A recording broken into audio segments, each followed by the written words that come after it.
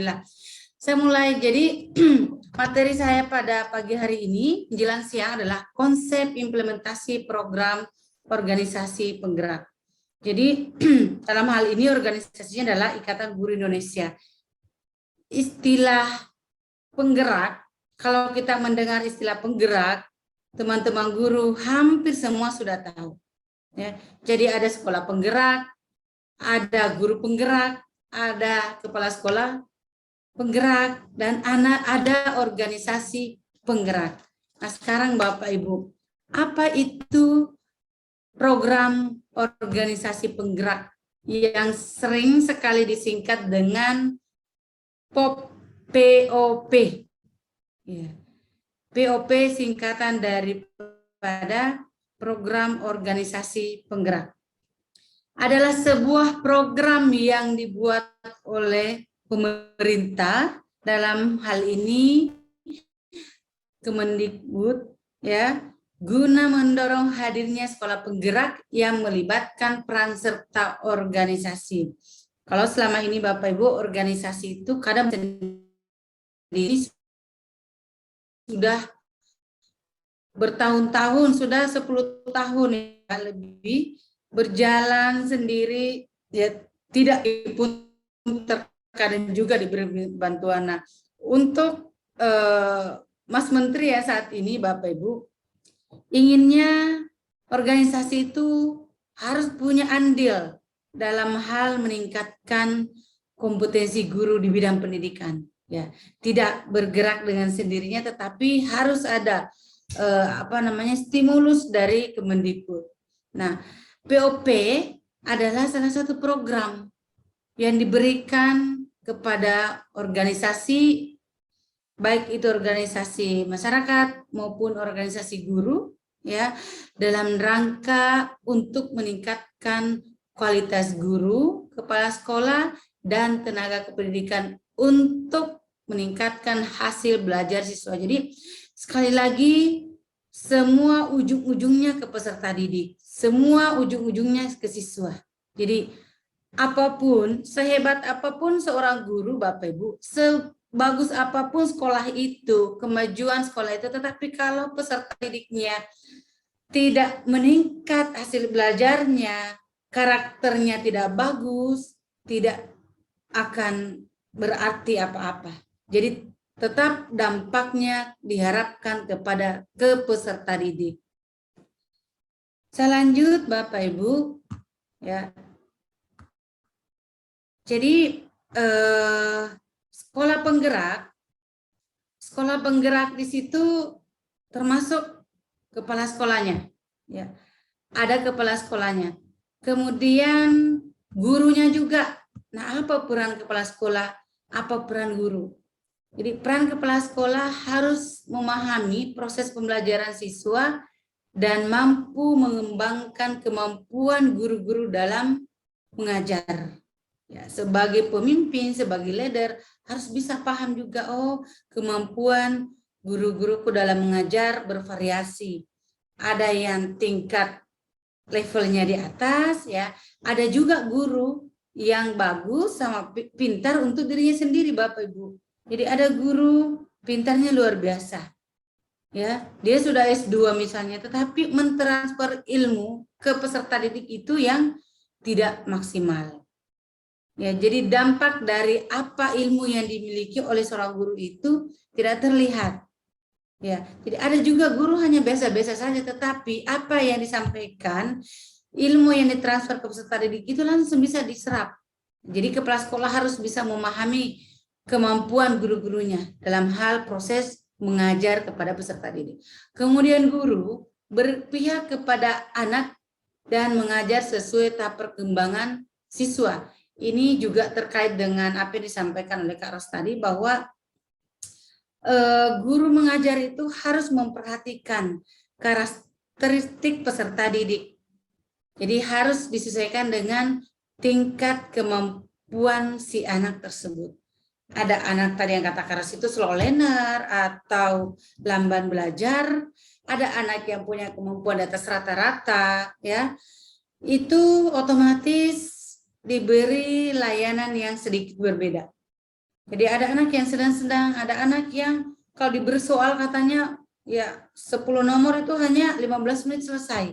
Tapi ada anak ya dengan indikator yang sama tidak akan bisa memahami, tidak bisa mengerjakan soal itu. Makanya guru di sini harus mengajar sesuai dengan tahap perkembangan si anak tersebut. Jadi kompetensi pedagogi seorang guru kan seperti itu Bapak Ibu ya, harus mengenal karakteristik peserta didik. Ini terkait erat dengan berbagai kemampuan, tingkat kemampuan peserta didik dalam hal memahami materi pelajaran. Kemudian siswanya diharapkan berakhlak mulia, mandiri, bernalar, lebih kritis ya. Di kalau dulu anak-anak itu, siswa itu cenderung sangat takut sama gurunya, sehingga jiwa ya kritisnya itu tidak keluar, tidak tahu apa-apa tapi tidak berani untuk bertanya. Nah harapannya di sini Bapak Ibu, siswa itu bisa lebih kritis dan kreatif. Kemudian sikap gotong royong itu, saya kira kalau gotong royong tidak ada masalah, dari nenek moyang kita juga gotong royong itu sudah ditanamkan. Hanya saja mungkin sekarang gotong royongnya mulai memudar Bapak Ibu ya. Kemudian kebinekaan global, seperti yang disampaikan bahwa Kak Ros tadi, bahwa kita di sini saja sangat beragam, bervariasi. Kalau saya pakai jilbab ya Bu, siapa tadi juga pakai jilbab, teman-teman juga tidak ada. Kalau misalnya mau pakai jilbab, ya itu namanya bukan Bhinneka Tunggal Ika. Jadi kita beragam dari situ. Adat istiadat, tradisi serta begitu pula dengan peserta kita. Dengan beragamnya, kemudian latar belakang kemampuan itu tidak boleh dibedakan. Mereka memiliki hak yang peran IGI di sini. IGI ya di sini perannya di sini. Komunitas segenap tokoh serta organisasi masyarakat menyokong sekolah dalam meningkatkan kualitas belajar siswa. Nah, kita lanjut ke keluaran umum daripada program POP ini. Terwujudnya peningkatan kompetensi pendidik dan tenaga kependidikan. Jadi tidak hanya kompetensi pendidik, tetapi seluruh stakeholder yang ada di sekolah kita, yang berdampak pada meningkatnya proses dan hasil belajar peserta didik di bidang literasi ya. Saya ini yang harus digarisbawahi Bapak Ibu, di bidang literasi, numerasi dan atau karakter. Itu keluaran secara umum ya. Kemudian secara khusus Bapak Ibu, yang pertama teridentifikasinya. Jadi melalui program POP ini, pemerintah dalam hal ini Kemendikbud ingin mengidentifikasi ya program peningkatan kompetensi pendidik dan tenaga pendidikan yang telah dilakukan oleh Ormas dan terbukti dapat meningkatkan proses dan hasil belajar peserta didik. Jadi kalau kita di IGI Bapak Ibu, memang kita punya motto sharing and growing together. Jadi IGI itu memang mengutamakan lebih fokus kepada peningkatan kompetensi guru. Makanya di mana-mana diadakan pelatihan. Hampir setiap hari Bapak Ibu pelatihan, seminar diadakan oleh Ikatan Guru Indonesia di seluruh Indonesia. Karena kita sudah lengkap pengurus di seluruh provinsi, kalau jangan di Papua, di Sulawesi. Kami pernah ke suatu tempat bersama Kak Ros, namanya di salah satu kabupaten daerah yang masih terluar ya, terpencil, sekolahnya berada di gunung, masyarakat di sana bahkan masih ada yang belum beragama, kemudian peserta didiknya masih ada yang belum menggunakan seragam, bahkan terjadi pernikahan dini di sana ya. Nah, sangat penting Bapak Ibu di sini karena belum meratanya pendidikan di Indonesia. Nah, dengan adanya POP ini, dengan adanya program yang diberikan oleh kementerian ke organisasi, baik itu organisasi masyarakat maupun organisasi profesi, maka diharapkan diseminasi. Ya, apa yang dilakukan di Gumas itu nanti diperluas, ya, di daerah-daerah lain yang belum tersentuh. Jadi didiseminasikan atau diperluas, ya, termasuk di daerah terpencil lainnya yang belum terjangkau. Itu Bapak, itu adalah 4 keluaran khusus yang diharapkan. Lalu kemudian peran Ikatan Guru Indonesia. Dalam hal ini, Ikatan Guru Indonesia sebagai salah satu organisasi guru yang menerima bantuan, ya, pemerintah, ya, dengan berbagai dengan program Gajah. Ikatan Guru Indonesia adalah organisasi yang paling banyak sasarannya dari seluruh organisasi 132 kalau tidak salah organisasi yang berhasil, ya, mendapatkan tiket, ya, untuk mendapatkan bantuan dari pemerintah dalam hal ini POP. IGIlah yang memiliki sasaran terbanyak, ya. Bapak Ibu kepala sekolah maupun guru yang saya hormati, sasaran kita ini sasaran 200 ya sasaran ini alita yakin janji kenita nanti anu 346 untuk SD. Jadi sekolah SD, sasaran SD lebih besar, lebih banyak daripada SMP.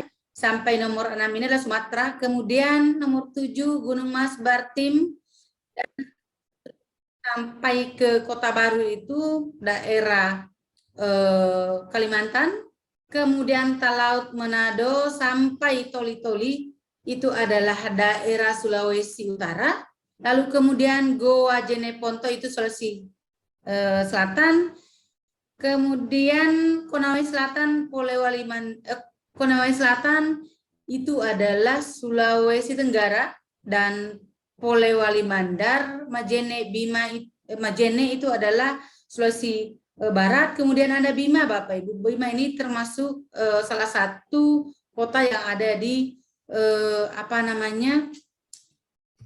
Lombok, ya, di Lombok. Kemudian termasuk provinsi Lombok. Kemudian Kerom. Kerom itu adalah salah satu kabupaten yang ada di Papua. Jadi kalau mau ke Kerom kita harus ke Jayapura dulu. Nah, kemudian yang terakhir adalah Kabupaten Tambrau, salah satu kabupaten yang sangat terpencil di Papua Barat. Jadi provinsinya berbeda. Kalau Kerom di Papua, Tambrau adalah Papua Barat. Ya, saya tahu persis kondisinya di sana karena saya pernah menginjakkan kaki di daerah tersebut. Jadi sasaran untuk sekolah dasar ada 2, untuk SD ada 24 kabupaten kota, ya. Ini lengkap Bapak Ibu, ada di kota, ya, kemudian ada di daerah 3T juga. Lalu kemudian kita lanjut, sasaran di SMP, tingkat sekolah menengah pertama. Mulai dari Aceh lagi, ya. Aceh Utara, Aceh Timur, dan seterusnya. Di sini ada Nagan Raya, ada Bukit Tinggi. Kalau di SD-nya tidak ada Bukit Tinggi. Sampai ke Tanjung Jabung Barat itu termasuk di daerah Sumatera. Kemudian Garut itu ada di daerah Jawa Barat. Jadi satu-satunya Bapak Ibu, ya, satu-satunya sasaran Ikatan Guru Indonesia, sasaran POP yang ada di Jawa, Pulau Jawa, hanya Kabupaten Garut, tepatnya di daerah di Provinsi Jawa Barat.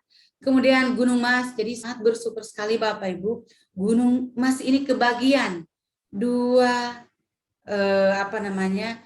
proposalnya kebagian 2, SD dan SMP. Tidak banyak yang kebagian 2 proposal seperti ini Bapak Ibu. Ya, yang lain itu kebanyakan 1. Kalau dapat di SMP tidak dapat di SD. Gunung Mas, ya, itu tidak lepas dari bagaimana motivasi, ya, dari seorang kepala dinas di sana menjemput bola. Dan ternyata Bapak Ibu bukan hanya POPIG yang masuk di sana, bukan hanya Ikatan Guru Indonesia yang masuk sebagai program sasaran di sana, tetapi ada juga Gernas Tastaka. Ya, jadi luar biasa, bukan hanya satu organisasi dan kebagian SD SMP malah. Kemudian Sangihe Talaut Manado sampai ke nomor 17 ini adalah kembali lagi ke Sulawesi Utara. Sulawesi Utara adalah provinsi yang memiliki daerah sasaran terbanyak. Ini karena antusias teman-teman pengurus di sana yang luar biasa. Antusiasnya mereka. Jadi ketika sebuah organisasi berkembang di suatu daerah, itu tidak terlepas dari antusias di mana teman-teman IG di sana yang didukung penuh oleh Kadisdik setempat. Jadi apapun yang kita melakukan ketika kepala dinas tidak mendukung, maka tidak akan jalan program ini.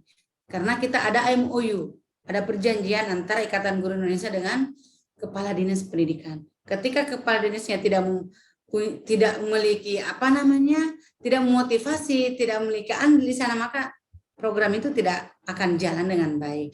Kemudian di Sulawesi Selatan sendiri, Bapak Ibu, daerah saya tinggal di Makassar, hanya kebagian 2 kabupaten, Goa dan Jeneponto. Ya. Kemudian Konawe Selatan, Kendari itu Sulawesi Tenggara, Mamuju, Polewali Mandar, Damajene itu adalah Sulawesi Barat, tapi 3 kabupaten ini masing-masing memiliki daerah terpencil yang memiliki masyarakat yang masih terbelakang di sana, tinggal di gunung, peserta didiknya yang harus berjalan kaki berkilometer sampai di satu sekolah, ya. Dan masih banyak anak-anak yang putus sekolah di sana. Sehingga kenapa provinsi Sulawesi Barat ini termasuk sasaran yang banyak karena ini memang tidak boleh semua di daerah kota, tetapi harus ada 30% di daerah 3T. Itu sasaran daripada program organisasi penggerak. Selanjutnya, ya, dikenal ada 4 intervensi pengembangan kompetensi guru yang dikeluarkan oleh pemerintah. Kita di IG, Bapak Ibu, Ikatan Guru Indonesia ini memilih intervensi Ormas tipe 3 namanya, yaitu pelatihan komprehensif untuk guru termasuk keterampilan pedagogis, pengetahuan konten, keterampilan guru lainnya, misalnya manajemen perilaku siswa, keterampilan komunikasi. Jadi itu adalah garis besarnya. Kita memilih intervensi Ormas tipe ketiga. Komponennya apa saja? Kemudian indikatornya apa saja? Yang pertama, ya, guru bertanggung jawab atas pengembangan keprofesionalan berkelanjutan dan pengembangan karir mereka sendiri. Jadi seorang guru harus bisa bertanggung jawab, ingin melakukan perubahan terhadap dirinya sendiri, harus meningkatkan kompetensinya, harus mengembangkan keprofesionalan dirinya, ya. Karena kalau bukan mulai dari kita sendiri, bagaimana kita mau memotivasi orang lain? Bagaimana kita mau memberi bagaimana dengan peserta didik kita kalau gurunya sendiri tidak punya tanggung jawab untuk berkembang? Seperti itu. Indikatornya adalah guru secara teratur merefleksikan proses pembelajaran dan mengidentifikasi kekuatan dan kelemahan mereka sendiri. Jadi Bapak Ibu sekalian yang saya hormati, sebagai guru pasti kita sadar dengan sendirinya bahwa kemampuan saya di sini, kelemahan saya di sini ketika mengajar, ya. Kita pasti menyadari diri sendiri. Itu namanya refleksi diri, Bapak Ibu. Nah, ketika kita menemukan kelemahan-kelemahan itu, maka apa yang harus kita lakukan? Yang kita lakukan adalah mengembangkan kompetensi diri kita. Ya. Kemudian guru mengembangkan tujuan pembelajaran profesional dan rencana perbaikan mereka sendiri. Jadi apa namanya? Ketika seorang guru mengetahui kelemahannya, maka harus tahu, harus menyadari bahwa kelemahan saya di mana, saya harus berbuat apa, saya harus mengembangkan karir saya dengan cara apa. Ya, misalnya kemampuan saya sangat kurang di PTK misalnya. Ya harus rajin-rajin untuk ikut kegiatan serupa, kegiatan yang bisa mengembangkan dirinya untuk bisa menulis PTK misalnya. Kemudian selanjutnya, guru menggunakan umpan balik dari mentor, rekan pengajar, dan siswa untuk merefleksikan dan meningkatkan praktik mengajar mereka. Jadi ketika misalnya ada teman kita yang kita anggap lebih bisa, ya, lebih mampu, kita tidak boleh sungkan untuk belajar, Bapak Ibu. Kita ada istilah rekan sejawat, ya. Ketika kita setelah merefleksikan diri kita bahwa kemampuan kita kurang dalam hal, misalnya kalau kami di guru IPA, Bapak Ibu ya, kekurangan saya misalnya, saya sangat sulit melakukan praktek di laboratorium, padahal alatnya ada, ya. Kenapa sulit? Pasti saya menyadari karena ada beberapa alat saya yang tidak sanggup saya manfaatkan, saya tidak bisa menggunakan alat itu. Maka di sini kita harus bisa belajar dari teman-teman kita yang bisa, ya. Ketika ada kegiatan-kegiatan yang penggunaan alat di lab itu, maka kita harusnya ikut. Jadi jangan malu bertanya kepada teman yang dianggap bisa, Bapak Ibu ya. Kemudian proses pembelajaran konten dan penyampaian terinformasi melalui refleksi dan evaluasi pelajaran sebelum dan seterusnya.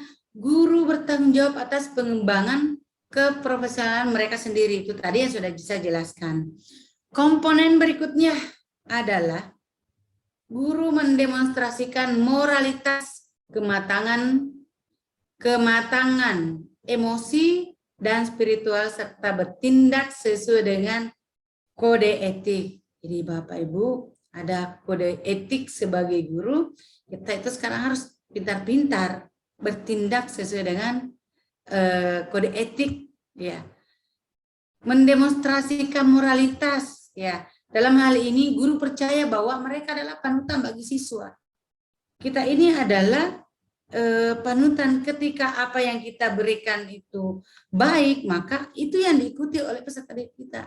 Ketika bagaimana kita menginginkan peserta didik kita, anak-anak kita disiplin ketika gurunya sendiri selalu datang terlambat, ya, seperti itu.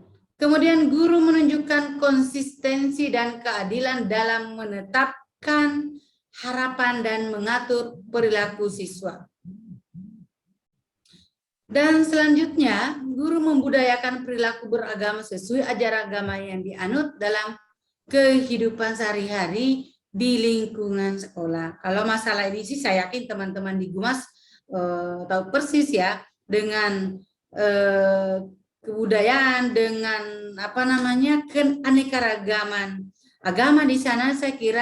Saya yakin dan percaya sekali bahwa toleransi di sana sangat ditanamkan ke siswa, kemudian membudayakan perilaku yang betul-betul sesuai dengan ajaran mereka. Ketika misalnya dalam satu sekolah, yang saya ingat betul itu, saya tahu dari Kars juga bahwa beberapa sekolah itu ada ruangan khusus untuk sholat bagi yang beragama Islam, dan ada ruangan khusus untuk beribadah bagi agama lain, agama Kristen misalnya, Katolik dan sebagainya, sehingga betul-betul terjamin ya budaya perilaku beragama di sana. Saya yakin kalau ini tidak ada masalah bagi teman-teman guru di Gumas. Apalagi kadisnya sekarang, saya tahu persis. Lagi yang selanjutnya, komponen ketiga adalah guru mendemonstrasikan praktik kerja yang berfokus pada siswa. Jadi siswa yang menjadi fokus, bukan gurunya yang menjadi center sekarang. Kalau dulu Bapak Ibu, saya ingat waktu saya masih sekolah di SD, SMP, lebih banyak ke gurunya. Sekarang itu harus lebih banyak di siswanya, ya, lebih banyak ke peserta didiknya, Bapak Ibu.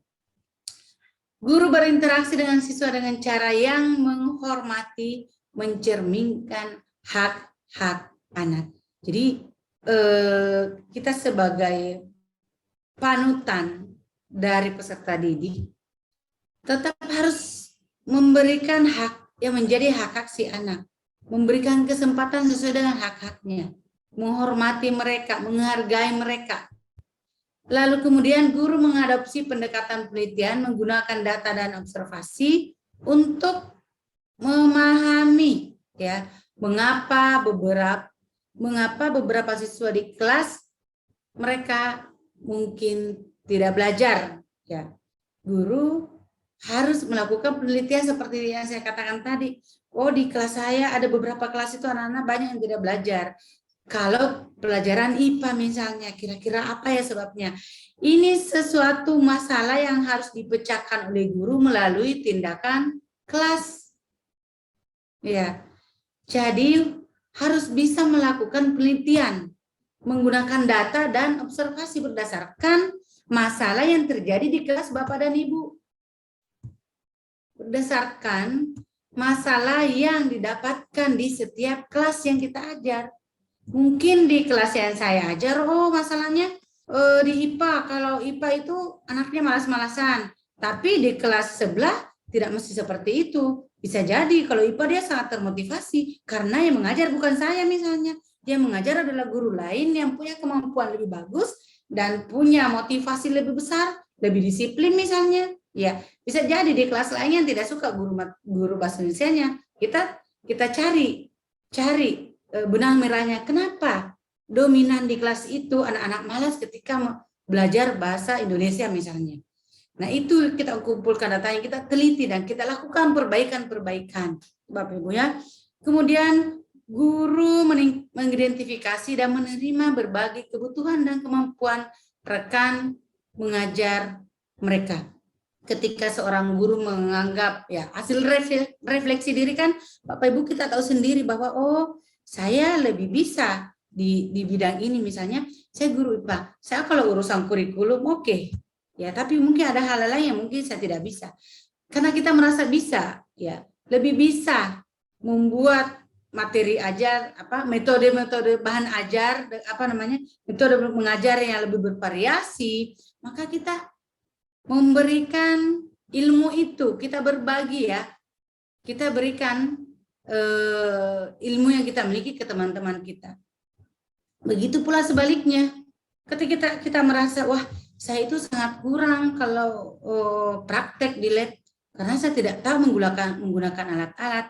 Kita harus tahu kekurangan kita dan kita harus menerima kelebihan teman kita. Mungkin ada salah satu teman kita yang kelebihannya wah dia sangat pintar, dia sangat bisa, sangat pintar ya, pintar dalam hal ini menggunakan alat-alat yang ada di lab. Kita jangan sungkan untuk bertanya. Kita harus menerima kelebihan teman sejawat dan bisa menerima kelemahan kita, Bapak Ibu ya.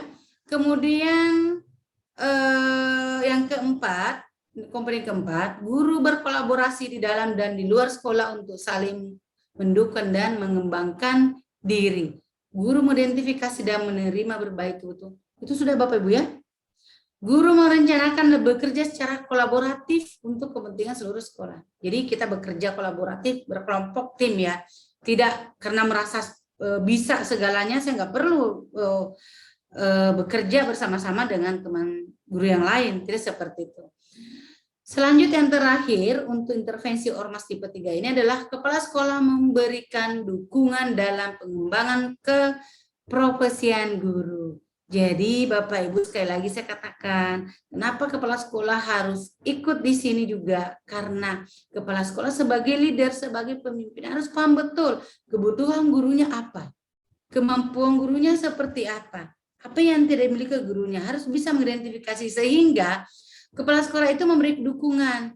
Jangan kepala sekolah ya kalau guruku pergi pelatihan berarti sekolahku ada kelas yang kosong dong. Kita harus cari solusinya. Jadi kepala sekolah harus memberi motivasi, memberi dukungan untuk mengembangkan guru-gurunya. Yang pertama di sini kepala sekolah memberikan alokasi dana terkait pengembangan keprofesian guru dalam rencana anggaran tahunan, Bapak Ibu ya. Yang saya tahu bahwa di dana BOS juga memang ada item yang penganggaran untuk kepentingan pengembangan kompetensi guru. Jadi tidak masalah Bapak Ibu karena memang ada anggarannya. Jadi bisa dimasukkan di RKAS ya, RKAS bahwa saya mengadakan pelatihan sebisa aku misalnya. Saya mau guru-guru saya bisa menulis buku. Saya mau guru-guru saya bisa paham betul model-model pembelajaran. Karena setelah saya teliti sebagai kepala sekolah, saya melakukan penelitian kepala sekolah, di guru-guru saya ternyata sangat kurang, ya, kurang paham tentang model pembelajaran, maka dipanggillah ahlinya, dipanggillah pagalnya dengan dukungan dana tadi, gurunya. Kemudian kepala sekolah menyediakan fasilitas sekolah untuk menjadi tempat diskusi. Jadi kepala sekolah harus lebih komunikatif, ya Bapak Ibu. Saya juga pernah jadi kepala sekolah selama 4 tahun di swasta, Bapak Ibu. Jadi saya tahu juga, kepala sekolah itu, guru-guru itu sebenarnya butuh kepala sekolah yang komunikatif. Ya, ada kepala sekolah begitu datang dari rumah sampai di sekolah, cuma tinggal duduk di ruangannya, tidak menerima informasi dari guru-gurunya. Jadi kita harus menggali informasi-informasi apa yang ada di guru-guru kita. Kemudian yang terakhir adalah kepala sekolah mengikut sertakan guru dalam berbagai pelatihan, seminar, workshop, webinar, karya, magang, observasi atas inisiatif secara internal. Ya, kegiatan-kegiatan yang saya sebutkan tadi itu terkadang memang langsung dari kementerian, ada juga menggunakan APBD, ada juga digagas oleh organisasi-organisasi atau lembaga-lembaga. Nah, sebagai kepala sekolah harus mengikut sertakan gurunya dalam berbagai kegiatan tersebut. Termasuk di kegiatan ini Bapak Ibu. Ada tidak ada uangnya, kepala sekolah harus welcome, harus memberi motivasi, ya, mendukung. Kalau bahwa ketika guru saya ikut kegiatan seminar misalnya, pelatihan maupun workshop, yakin saja bahwa ada perubahan yang akan terjadi, ya, dilakukan dalam hal proses pembelajaran. Jadi jangan juga setiap kegiatan gurunya itu terus yang diutus. Kegiatan yang menggunakan dana APBD, misalnya penyusunan perangkat misalnya, wah si A yang ikut. Bulan depan ada lagi kegiatan SRA, si A lagi yang ikut. Bulan depan ada lagi kegiatan pendidikan inklusif, si A lagi yang ikut. Sehingga ada kesenjangan antara guru yang satu dengan yang lainnya. Jadi peran kepala sekolah harus menyeimbangkan. Jadi semua guru harus bisa mengembangkan dirinya dan didukung oleh kepala sekolah masing-masing. Bapak Ibu yang saya hormati, semoga Bapak Ibu teman-teman semua tidak ngantuk ya, karena kita lebih banyak bicara karena memang kondisinya saat ini kondisi daring, sehingga kita memang harus banyak bicara. Kita mau praktek apa juga coba dalam keadaan begini Bapak Ibu. Nah sekarang kita lihat slide berikutnya. Ini bisa dibaca. Kenapa fokus pada literasi dan numerasi untuk program POP ini Bapak Ibu? Kenapa? Karena hasil riset minat baca ya, itu seluruh Indonesia ya, itu hanya 54% yang suka membaca. Kemudian yang mungkin ya di tengah-tengah ini antara suka dan tidak itu 39% dan yang tidak suka 7%. Itu kegemaran membaca. Intensitas membaca buku 64% dan seterusnya. Bapak Ibu, fakta literasi nasional, tingkat membaca siswa Indonesia urutan ke-57. Bayangkan Bapak Ibu. Ranking ke-7 ya, ranking ke-8 dari belakang. Tingkat membaca siswa di Indonesia, urutan ke-57 dari 65 negara. Ini PISA berdasarkan hasil PISA 2010. Nah, indeks minat baca itu 0,001 Bapak Ibu. Artinya 1/1000. Ya, orang matematika sudah tahu ini. Orang IPA juga tahu maksudnya. Ketika ada penduduk ya, ada siswa 1000 di sekolah itu, indeks secara rata-rata itu hanya satu yang bisa membaca, yang punya kegemaran baca, yang membaca di tempat itu misalnya 1:1000 bisa dibayangkan.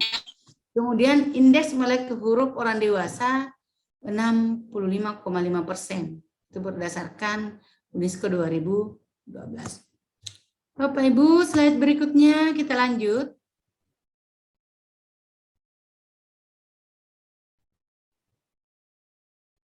Ini lo lagi. Literasi, ya. Literasi tidak hanya sekedar membaca, Bapak Ibu. Tapi secara luas di sini dijelaskan bahwa literasi itu adalah kemampuan untuk memahami, menggunakan, mengevaluasi. Jadi tidak hanya sekedar membaca selesai. Tapi kita harus dituntut memahami, menggunakan dan mengevaluasi, merefleksikan berbagai jenis teks tertulis untuk mengembangkan kapasitas individu. Kembali lagi ke diri kita. Jadi apa yang kita baca itu kita harus pahami. Kita harus bisa mengevaluasi, merefleksikan berbagai jenis teks untuk mengembangkan diri sendiri sebagai warga negara dan warga dunia, dan untuk dapat berkontribusi secara produktif kepada masyarakat. Itu secara umum untuk literasi. Jadi tidak hanya sekedar sudah pintar membaca anak berarti itu sudah literasi, tidak, harus bisa memahami, ya, mengevaluasi dan seterusnya. Kemudian fokus pada literasi dan numerasi ini kondisi kompetensi matematika siswa kita secara umum di Indonesia. 76% anak Indonesia dipisah yang tidak mencapai level 2. Level 2 di sini adalah level minimal sekali. Ini yang paling bawah, minimal ya. Untuk keluar dari kategori low achiever, jumlah anak yang mencapai level tertinggi. Jadi kita itu urutan ke 76 ya. Berprestasi rendah ya, low. Ini kategori prestasi rendah. Kemudian buta membaca dan matematika di Indonesia menelan ongkos total sebesar 900 berapa ini? 994,28 triliun per tahun, Bapak Ibu. Kenapa bisa sebanyak itu? Ya. Jadi buta membaca dan matematika itu membebani negara sebanyak 994 triliun per tahun. Ya. Apa yang dilakukan oleh negara untuk memberantas buta membaca dan matematika sehingga sangat banyak negara yang harus keluar dalam hal ini? Yaitu antara lain ya bentuknya subsidi dan biaya di bidang pendidikan, kesehatan, sosial dan ekonomi. Ya. Kemudian kita berhemat ya sebanyak 662,53 triliun per tahun jika diperbaiki di SD atau madrasah sejak kelas 2 SD. Jadi literasi kita ketika literasi dan numerasi ini kita memulai sejak kelas 2 SD, maka kita menghemat biaya sekian 662 triliun lebih per tahun. Ya. Apakah kita mau setiap tahun kehilangan uang 662 sekian? Kan tidak, Bapak Ibu. Banyak hal yang bisa dilakukan dengan anggaran sebesar ini. Tidak hanya sekedar dengan literasi dan numerasi. Sehingga sejak dini anak-anak itu ditanamkan ya untuk kemampuan literasi dan numerasi tadi. Yang tidak hanya sekedar membaca, tapi harus bisa memahami, bisa merefleksikan diri, bisa mengevaluasi untuk pengembangan diri dan berdampak kepada orang banyak atau masyarakat banyak. Numerasi ya. Numerasi juga tidak hanya sekedar anak saya sudah bisa menghitung tambah 1 tambah 1 ya, sudah bisa menghitung nilai uang, tidak hanya sekedar seperti itu, tetapi literasi di sini adalah kemampuan menggunakan konsep, prosedur, fakta dan alat matematika untuk menyelesaikan masalah sehari-hari pada berbagai jenis konteks yang relevan untuk individu sebagai warga negara Indonesia dan dunia. Itu Bapak Ibu ya. Kemudian regulasinya ini mungkin saya tidak perlu menjelaskan secara mendetail. Ada di file, ini akan di-share Bapak Ibu ya. Akan di-share semua filenya ke Bapak Ibu. Regulasi tentang budaya literasi ini mulai dari peraturan Presiden nomor 18 tahun 2020, kemudian ya ada peraturan pemerintah nomor 57 tahun 2021 ya. Kemudian Permendikbud nomor 22 tahun 2020, kemudian Permendikbud nomor 23 tahun 2015. Ini yang pernah kita canangkan dan mudah-mudahan masih berlaku di Gumas ini, yang Permendikbud nomor 23 tahun 2015, yaitu membaca 15 menit ya. 15 menit membaca sebelum pembelajaran dimulai. Tapi buku yang dibaca itu bukan buku materi pelajaran. Ya. Jadi di perpustakaan disiapkan buku-buku. Kemudian di kelas itu sudut baca berbagai macam di situ. Ada majalah, ada buku-buku cerita, macam-macam. Jadi disiapkan di sudut-sudut baca. Jadi berbagai macam pajangan-pajangan juga di kelas kita. Ini apakah saya kurang tahu, apakah ini masih berlaku di berbagai daerah atau tidak. Yang jelas ini program pemerintah tahun 2015. Lanjut, ya, ini tadi sudah dijelaskan ya Bapak Ibu, literasi, teks sastra dan seterusnya. Numerasi itu mencakup bilangan, geometri, pengukuran, aljabar, data dan ketidakpastian. Kemudian literasi, level kognitif literasi, menemukan informasi, itu tadi yang saya katakan, menemukan informasi. Ketika kita membaca pasti ada informasi yang kita temukan. Tetapi informasi itu harus dipahami, tidak ditelan mentah-mentah. Sekarang budaya membaca itu Bapak Ibu sebenarnya lebih lebih intens dibanding dulu. Kenapa? Karena sekarang ini budaya era digital Bapak Ibu. Ini di HP ini, coba kalau andaikan kita ini pertemuan tatap muka Bapak Ibu, kita bisa simulasi langsung. Ini HP ini Bapak Ibu, ketika kita lupa di rumah, pasti kita bingung. Kenapa? Karena informasi-informasi itu berasal semua dari handphone sekarang. Sekarang adalah zaman atau era digital, membuat kita ini ketergantungan ya dengan HP. Jadi semua informasi itu bersumber dari handphone. Tetapi apakah informasi itu kita tidak pahami dulu? Banyak orang Bapak Ibu, begitu membaca sesuatu di grup misalnya, dia langsung share kemana-mana. Sebagai orang yang literat, tidak seperti itu. Harus memahami dulu apa makna dari informasi ini. Sekarang banyak sekali hoax Bapak Ibu. Jadi kita harus bisa pintar-pintar. Jadi harus punya jiwa sikap yang literat. Memahami informasi konsep yang kita baca. Kemudian mengevaluasi dan merefleksi yang sudah saya jelaskan tadi. Kemudian level kognitif numerasi, pemahaman ya. Pemahaman matematika tadi, aljabar, geometri dan sebagainya. Kemudian penerapannya. Penerapan dalam kehidupan sehari-hari. Misalnya peserta didik kita. Apa gunanya anak-anak ini diajar menghitung-hitung mata uang di sekolah? Supaya mereka bisa menerapkan, ya, khususnya guru-guru SD. Yang kelas 1 SD misalnya, diajari, oh ini namanya uang 1000. Ada soal cerita, misalnya.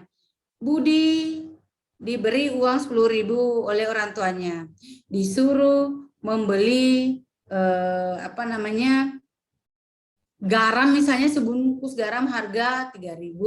Berapakah kembalian uang dari Budi? Ya, dengan materi ajar yang kita berikan di sekolah itu, ini diharapkan bisa diterapkan di kehidupan sehari-hari.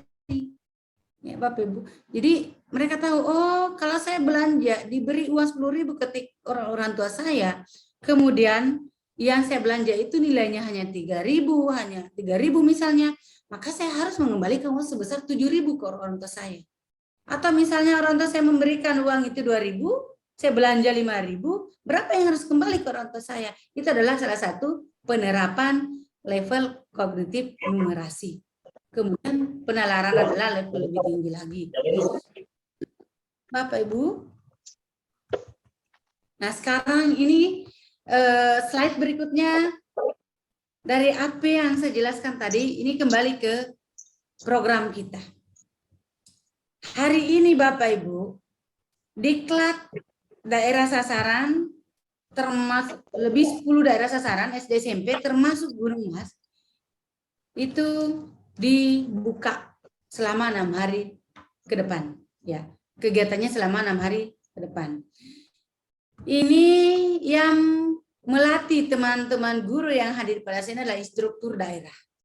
Siapa instruktur daerah ini? Instruktur daerah adalah 3 orang untuk SD, ya, setiap kabupaten, 1 instruktur kepala sekolah, 1 instruktur kelas 5, dan 1 instruktur daerah kelas 6. Jadi saya kira teman-teman instruktur 3 orang ini sudah hadir di room ini juga. Ya. Siapa mereka? 3 orang ini adalah teman, ya, teman-teman kita di sini juga yang memiliki kompetensi, ya, melatih teman-teman guru lainnya yang telah dilatih oleh instruktur nasional, yang telah di TOT, ya, yang telah di TOT. Kemudian instruktur nasional, siapa mereka? Mereka adalah orang-orang terpilih, teman-teman kita yang terpilih yang telah dilatih oleh master trainer. Master trainer semua dari teman-teman IG, POP. Jadi yang kita lakukan pertama, master trainer ini kita tim POP merekrut, ya, merekrut teman-teman instruktur nasional. Kemudian dilatih selama 5 hari. Lalu instruktur nasional ini melatih teman-teman instruktur daerah yang telah diseleksi, yang telah direkrut melalui seleksi setiap daerah. Jadi proses seleksinya pun ini juga, Bapak Ibu, kita seleksinya di pusat, tim POP pusat, tetapi eksekusi terakhir berada di tangan teman-teman pengurus daerah. Karena yang tahu persis kompetensi teman-teman guru di daerah adalah teman-teman pengurus, bukan kami di tim pusat. Sehingga kita tugasnya menyeleksi di pusat berkas-berkasnya, tetapi eksekusi terakhir, kebijakan terakhir berada di tangan teman-teman pengurus daerah masing-masing. Ibu ya, seperti itu. Selanjutnya adalah setelah instruktur daerah dilatih, maka tibalah saatnya hari ini mulai kita melatih teman-teman guru di Gunung Mas antara lain, ya, antara lain di Kabupaten Gunung Mas yang terdiri dari SD dan SMP. Lalu kemudian Bapak Ibu, untuk jenjang SMP, kita hanya memiliki 14 instruktur nasional. 14 instruktur nasional inilah yang melatih 175 instruktur daerah, termasuk 6 guru mapel, ya, setiap setiap daerah 12 orang, ya, karena 1 mapel itu terdiri dari 2 instruktur daerah untuk SMP, kemudian 3 instruktur nasional untuk jenjang SD. Kenapa hanya 3, Bapak Ibu? Karena instruktur daerahnya juga hanya 72 orang. Ya, dilatih oleh 3 ini siapa? 3 ini adalah instruktur nasional yang telah dilatih oleh master trainer. Yang pertama IN kepala sekolah SD, kemudian instruktur nasional kelas 5 dan instruktur nasional kelas 4. Nah, inilah yang melatih teman-teman ide yang ada pada saat ini. Pada saat ini di Gunung Mas ada 3 instruktur daerah yang akan melatih sekitar 30-an, ya, 30-an teman-teman peserta daerah sasaran. Ini 175 instruktur untuk SMP dan 72 instruktur daerah untuk SD yang terdiri dari 25 kabupaten kota dan 24 kabupaten kota untuk SD. Jadi SMP tadi 25, SD hanya 24. Ya, seperti itu Bapak Ibu ya. Lalu prosedur, ya, tahapan program yang dilakukan oleh Ikatan Guru Indonesia adalah mulai dari persiapan, kemudian pelaksanaan diklat, daerah sasaran dan pendampingan pada sekolah sasaran. Jadi Bapak Ibu setelah dilakukan diklat akan ada pendampingan yang dilakukan oleh teman-teman instruktur daerah masing-masing, tetapi nanti ada tim dari pusat yang ikut memonitoring jalannya kegiatan pendampingan di daerah masing-masing. Persiapan yang dilakukan adalah, Bapak Ibu, yang pertama, jadi persiapannya ini panjang sekali Bapak Ibu. Persiapan pada saat setelah anggaran cair itu adalah pemetaan kebutuhan diklat dan pendampingan. Ya. Kemudian ada penyusunan dan digitalisasi modul. Jadi modul disusun selama berminggu-minggu, kemudian digitalisasi.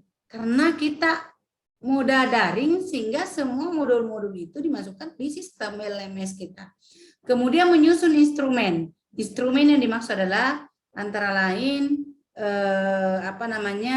instrumen monitoring, evaluasi, bagaimana apakah kegiatan kita terlaksana dengan baik, berjalan dengan lancar, yaitu ada instrumennya semua nanti. Ketika kita turun pada saat pendampingan Bapak Ibu, maka ada instrumen kita bawa. Kemudian training of trainer atau TOT instruktur daerah sasaran. Jadi keempat komponen ini adalah tahap persiapan yang dilakukan oleh tim POPIG untuk 25 kabupaten kota jenjang SMP dan 24 kabupaten kota untuk jenjang SD.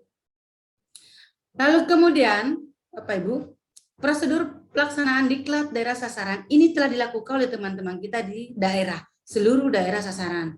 Tahap persiapan membentuk panitia itu pasti sudah ada. Saya lihat juga chat-chat teman-teman di grup daerah sasaran ya, setiap aktivitas rapatnya dengan tim kecilnya, rapat dengan disdik masing-masing, kepala dinas masing-masing itu semua di-share sehingga kita di pusat paham betul sebesar apa antusias teman-teman di daerah untuk mensukseskan kegiatan program POP daerahnya. Ya, setelah membentuk panitia bersama dengan tim pusat menentukan jadwal.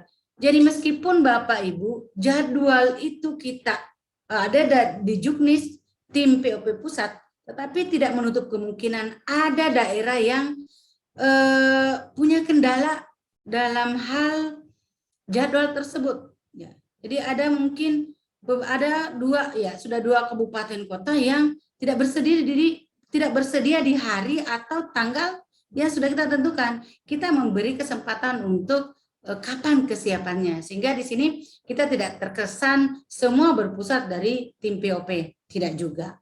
Lalu kemudian bersama dengan Dinas Pendidikan melaksanakan pendataan instruktur dan calon peserta diklat. Jadi calon peserta diklat itu sumbernya dari teman-teman semua, dari teman-teman pengurus. Kami hanya menerima data siapa saja sekolahnya yang mana, gurunya siapa, itu semua ada pada MOU.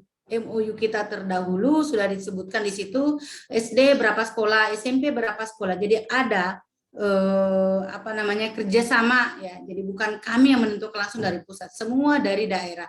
Begitu pula dengan instrukturnya. Yang tahu persis adalah teman-teman pengurus daerah. Kita hanya menerima berkas untuk menyeleksi di pusat bahwa inilah yang lolos berkas untuk bisa melatih di Gumas. Tetapi hasil seleksi itu tidak serta-merta langsung menjadi, oh ini berarti ditetapkan. Karena yang punya kewenangan tertinggi untuk menentukan siapa instruktur daerah adalah teman-teman pengurus di daerah sendiri. Saya sudah jelaskan tadi bahwa yang tahu persis siapa orangnya, siapa guru yang punya kompetensi dalam melatih adalah teman-teman pengurus daerah. Kami hanya memfasilitasi, ya. Jadi kita menyeleksi hanya satu langkah, Bapak Ibu. Selanjutnya diberikan kewenangan kepada teman-teman pengurus daerah. Selanjutnya mempersiapkan platform Zoom untuk diklat, ini sudah kita lakukan dan sekarang kita sudah rasakan, kita sudah nikmati. Alhamdulillah, meskipun karena kondisi daerah yang berbeda-beda, misalnya di Gumas yang ada teman kita yang saya tahu persis rumahnya atau sekolahnya yang sulit terjangkau internet sehingga butuh perhatian khusus seperti tadi. Saya pun juga di Jakarta, di dalam hotel, tidak serta-merta bahwa sinyal saya, jaringan saya juga selalu bagus. ternyata tadi itu faktor sinyal, sehingga saya harus berganti-ganti menggunakan data, menggunakan wifi di hotel sehingga bisa connect.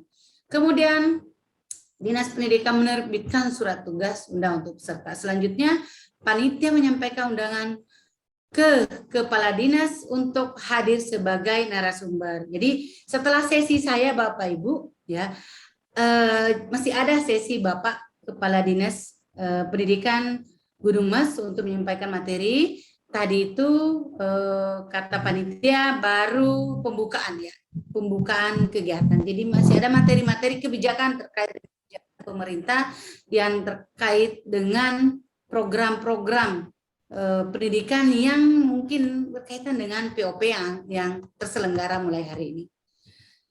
Selanjutnya, Bapak Ibu yang kami hormati, prosedur pelaksanaan diklat ya.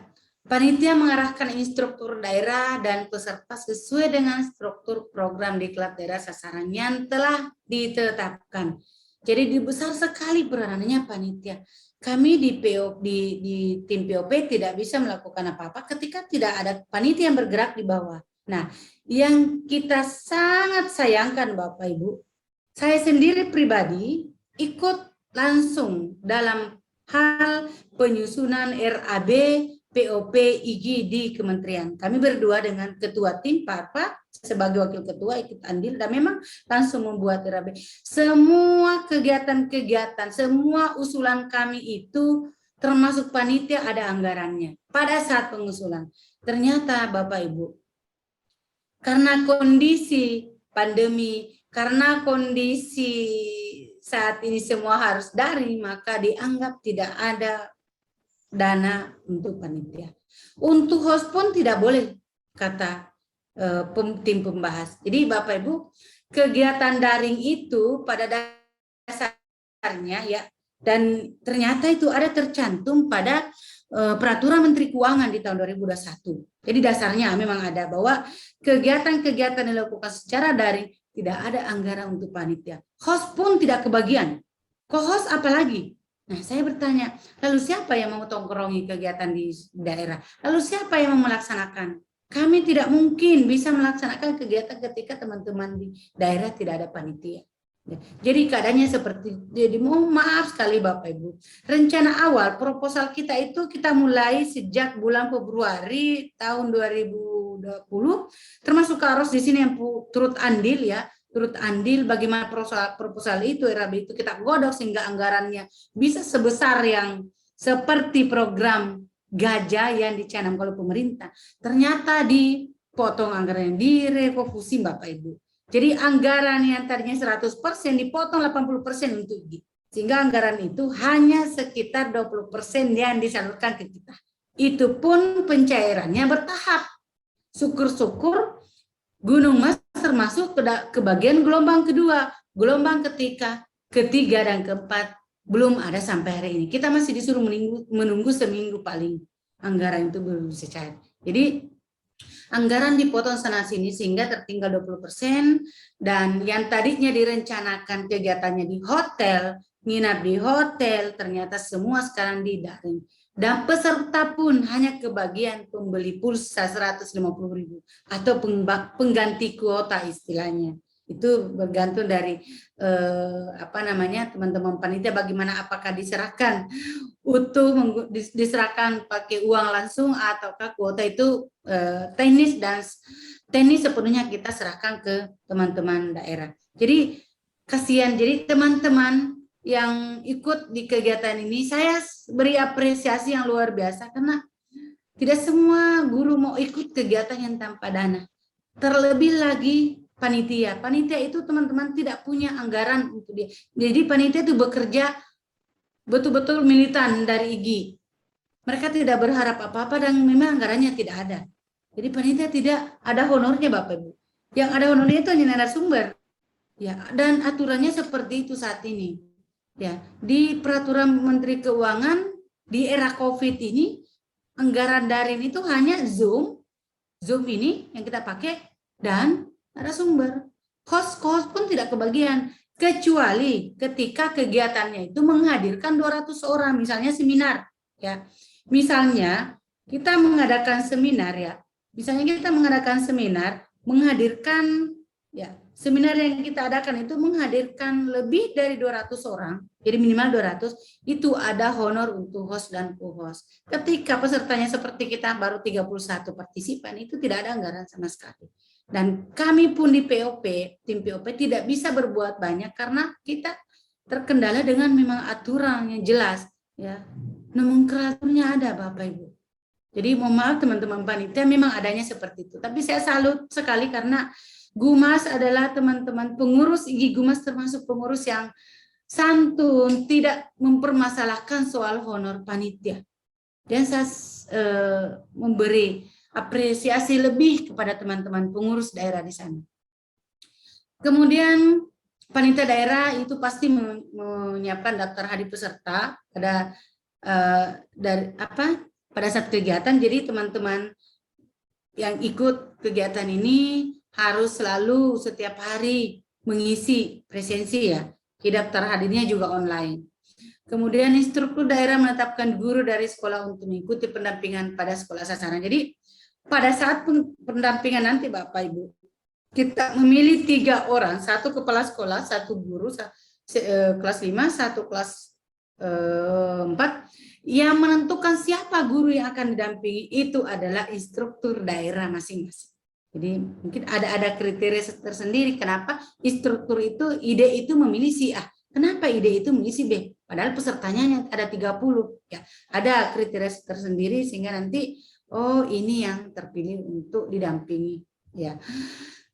Program sebelumnya Bapak Ibu setelah seminggu paling lambat 2 minggu setelah kegiatan diklat itu langsung pendampingan, tapi karena kendala anggaran belum cair semua, mungkin bisa jadi ini mundur sedikit Bapak Ibu ya. Berdoa saja mudah-mudahan kegiatan kita tetap lancar dan anggaran tidak terkendala sama sekali. Lalu kemudian panitia menetapkan surat tugas dan seterusnya. Panitia daerah mendistribusikan pengganti pulsa dan seterusnya. Panitia melaporkan proses pelaksanaan diklat daerah sasaran. Jadi nanti panitia membuat laporan juga, laporan kegiatan ya, laporan kegiatan terlaksana dengan baik atau bagaimana. Kemudian panitia juga ada beban juga untuk melaporkan segala hal yang terkait dengan dana ya. Tapi kalau dana tidak seberapa karena hanya untuk pengganti kuota untuk teman-teman peserta. Kemudian tadi itu panitia mendistribusikan pengganti pulsa itu paling lambat sehari sejak kegiatan berakhir. Jadi pengganti pulsa itu diberikan setelah kegiatan karena itu bergantung dari presensi nanti daftar hadir teman-teman. Kemudian selanjutnya ya, ini tadi prosedur pelaksanaan pendampingan. Yang pertama ya, saya melihat karena kami tadi kita agak telat sedikit ya gara-gara ada kesalahan teknis sehingga kita telat sedikit, harusnya ini sudah habis waktunya.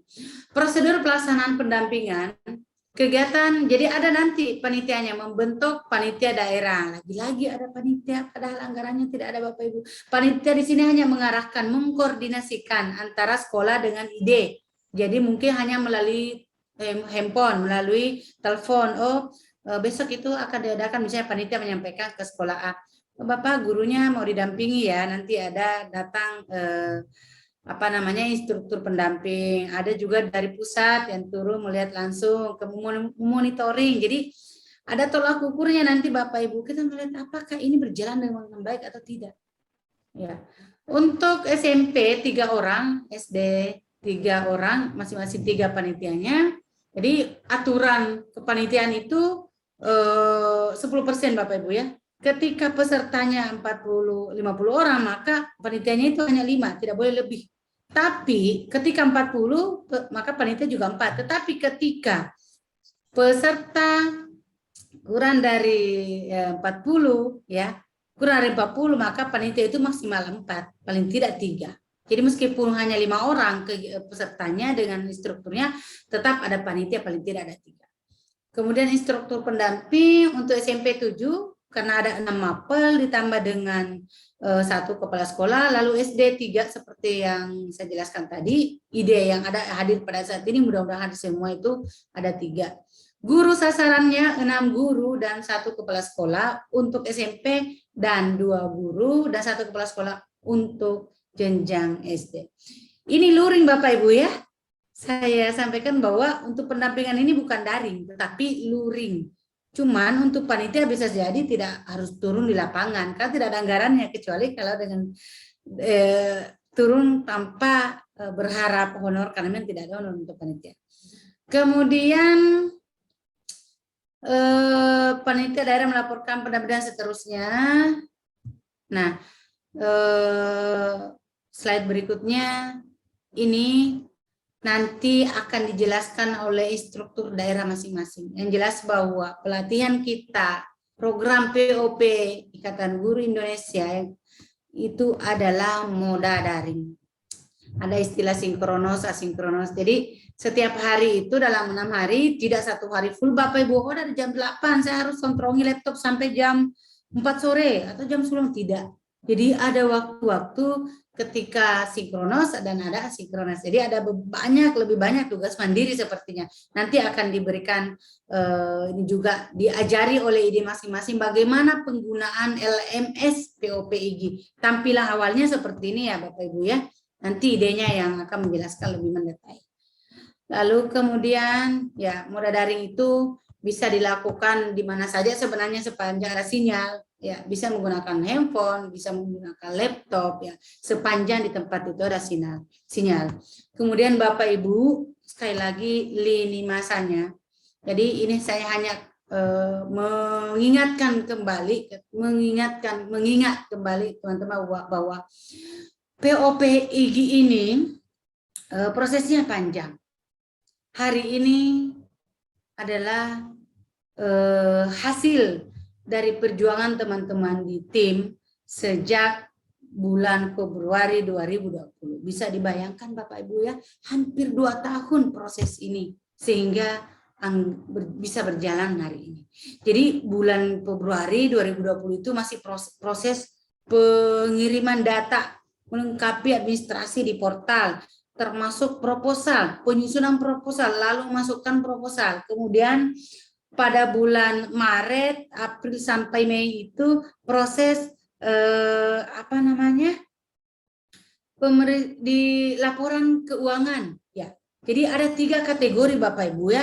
Ada 3 kategori POP itu, program POP itu ada istilahnya kategori gajah, ada kategori kijang, ada kategori macan. Jadi yang berurutnya gini, yang paling tinggi besar anggarannya itu adalah gajah.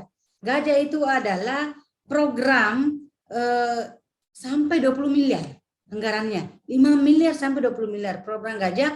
Kemudian program macan itu maksimal 5 miliar, 1 sampai 5. Kemudian program kijang itu maksimal 1 miliar. Ada 3 kategori. Nah, IGI Bapak Ibu kebagian semuanya program gajah. 2 proposal SD dan SMP. Kebagian semua gajah. Jadi dulu kita selalu membayangkan, oh program gajah itu 20 miliar, berarti dua proposal itu 20 miliar kali 2 kayak gitu kan. Gitu. Ternyata Bapak Ibu untuk SD memang kita proposalnya ya, Karos tak persis juga ini karena dia terlibat langsung pada saat, apalagi pada saat dia PJS. Waktu itu kami bendahara umum dan Karos adalah sebagai ketua harian lalu menjadi pejabat sementara ketua umum. Ikatan Guru Indonesia tahu persis bahwa oh anggaran kita dulu untuk SD itu saja 8 miliar. Nah, setelah terjadi refocusing pemotongan anggaran yang 8 miliar hampir 9 itu menjadi 2 miliar Bapak Ibu. Ya. Yang dialokasikan untuk 24 kabupaten kota, bisa dibayangkan Bapak Ibu ya. Kemudian untuk SMP itu yang tadinya, jadi kita di IG ini transparan Bapak Ibu. Saya menjelaskan ini mendetail supaya tidak ada pikiran-pikiran, ternyata anggarannya besar, ternyata padahal kita di panitia nggak ada. Seperti itu. Jadi kita hanya kebagian 20% dari 20M menjadi hanya 2M. 4M. Ya, hanya menjadi 4M untuk SMP. Jadi kita di IGI ini benar-benar salah satu organisasi terpercaya. Tidak sampai pada titik akhir Bapak Ibu, program Gajah yang diterima, yang dikabulkan oleh Kemendikbud tidak sampai 10 ormas. Tidak sampai 10 proposal, termasuk IGI kebagian 2. Yang lain itu dapat kijang, yang lebih banyak itu adalah kijang yang tidak sampai. Ada yang hanya dapat 100 juta satu organisasi. Kami sama-sama ikut nyusun RAB, anggarannya hanya 100 juta lebih. Sementara kita lumayan banyak, sehingga kita adalah, IGI adalah organisasi yang memiliki sasaran terbanyak. Ya. Kenapa IGI diberikan kepercayaan lebih besar dibanding organisasi lain?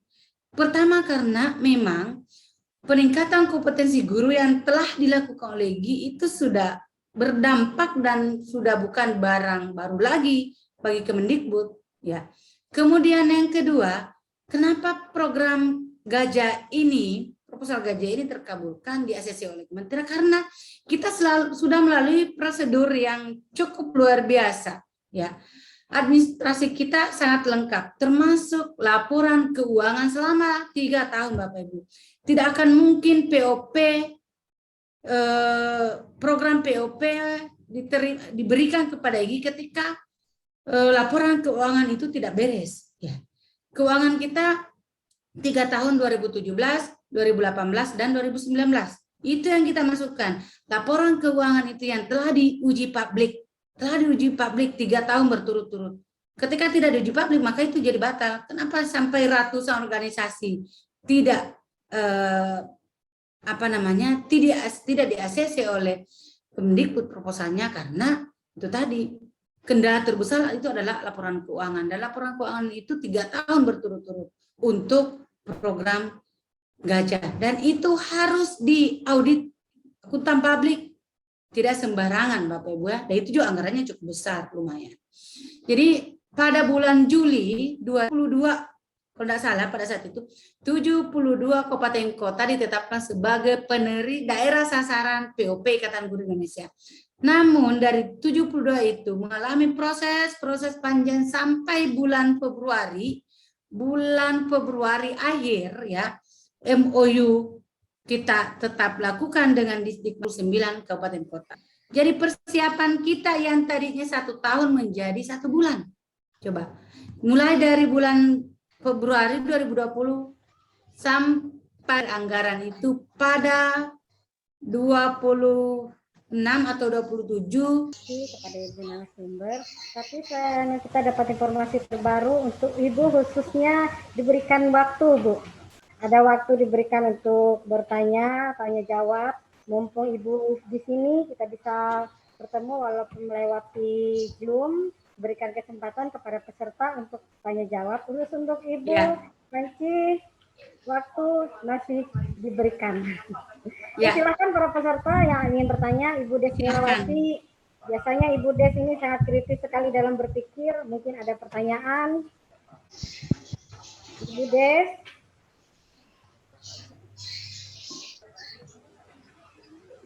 Ya, ada pertanyaan dari teman-teman? Atau mungkin semua materi yang saya berikan sudah cukup dipahami, sudah lengkap semua, atau ada hal-hal yang perlu disampaikan, yang perlu ditanyakan? Mungkin Ibu Des ini ada pertanyaan. Biasanya Ibu ini berpikirnya sangat cepat sekali dia. Pasti ada saja pertanyaan yang beliau berikan. Silakan Ibu Des.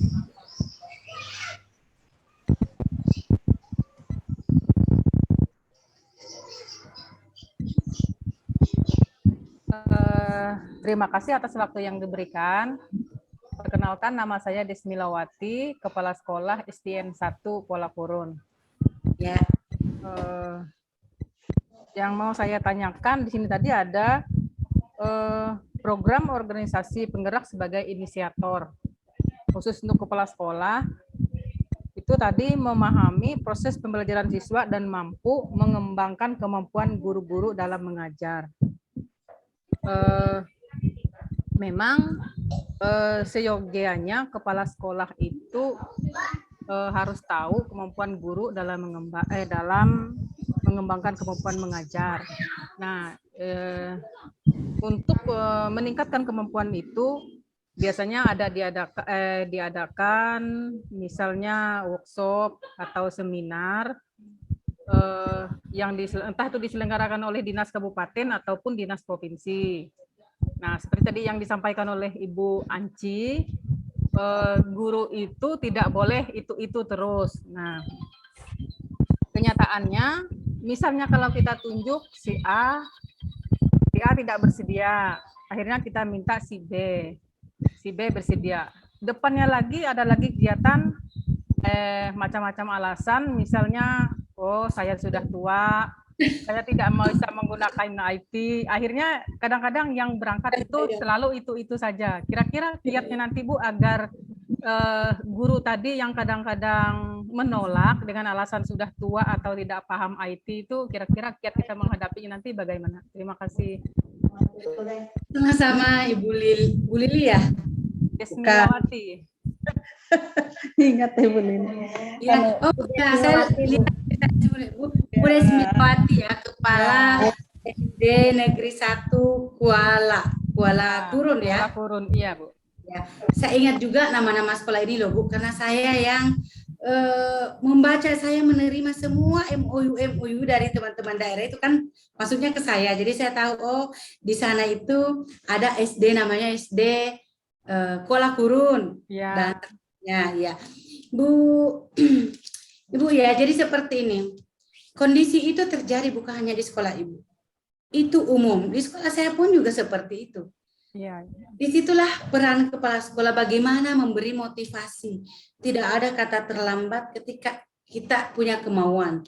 Jadi kalau ada yang bilang, saya tidak tahu IT, saya tidak usah saya ikut kegiatan. Nah, kapan? Justru karena tidak tahu, makanya harus ikut Bapak Ibu. Ketika tidak tahu dan tidak ikut, maka kapan tahunya? Kita tidak boleh menghindar terus. Kita tidak bisa menghindar terus dengan keadaan kemajuan teknologi sekarang Bapak Ibu. Ya. Semakin hari semakin kita kebetulan memang berada di zaman era digital. Kita nggak bisa menghindar. Jangan mengatakan, saya sudah tua. Tidak ada kata terlambat. Mau tidak mau, suka tidak suka Bapak Ibu, kita harus menghadapi kenyataan ini bahwa kita bukan guru konvensional seperti 20 tahun yang lalu. Kita adalah guru yang harus wajib melek IT. Paling tidak tahu ngetik di Word, tahu ngetik di Excel seperti itu. Jadi seperti kondisi sekarang Bapak Ibu ya, ternyata siapa yang bisa menduga, siapa yang sangka Bapak Ibu kalau ternyata pada hari ini kita itu kegiatannya daring. Kalau gurunya tidak tahu buka internet misalnya, gimana ceritanya? Daring itu tidak hanya sekedar yang penting bisa masuk Zoom, tidak. Karena kita pakai sistem LMS ya, Learning Management System.